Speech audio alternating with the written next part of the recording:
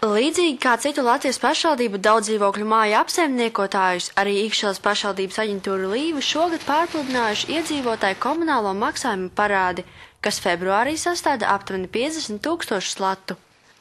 Aģentūra, domājot par komunālo maksājumu samazināšanu un izvairīšanos lielajām parādu summām nākotnē, plāno piedāvāt iedzīvotājiem iespēju veikt mājās kapitālus ieguldījumus, piemēram, siltināšanā izmantojot pašvaldības vai pašvaldības aģentūras finansiālu palīdzību.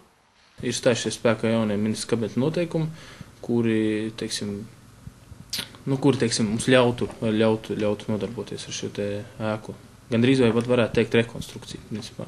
No iecietājot puses būtu nepieciešams šis te viņu juridiskais status, kā juridiska persona. Tas varētu būt, teiksim, māju kaut kādas apvienības, pašpārvaldes dibinājumi, teiksim, kuri slēgtu jaunu ēku apkopošanas līgumu individuāli katrai mājai, tad, teiksim, tas būtu katrai daudz dzīvokļu mājai, un tad varētu pievērst uzmanību visām šīm te aktuālajām, katras mājas individuālajām aktuālajām problēmām.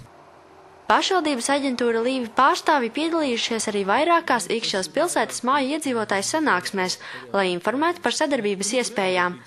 Šādas tikšanās notikušas tajās mājās, kuru tehniskais stāvoklis ir gauži bēdīgs, piemēram, Dainu ielas un Stacijas ielas mājās, kurās siltināšanas darbus vajadzētu veikt obligāti.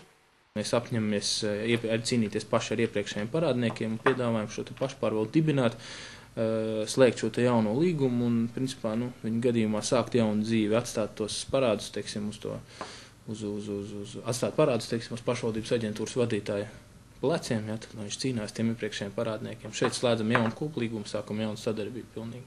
Bet, ar visu to pagaidām tāda nekāda tāds konsensus nav panākts, teiksim, iedzīvotāji.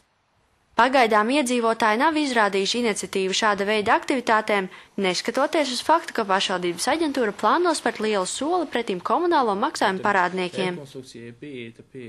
Pašvaldības aģentūra Līva piedāvātais sadarbības modelis varētu būt šāds.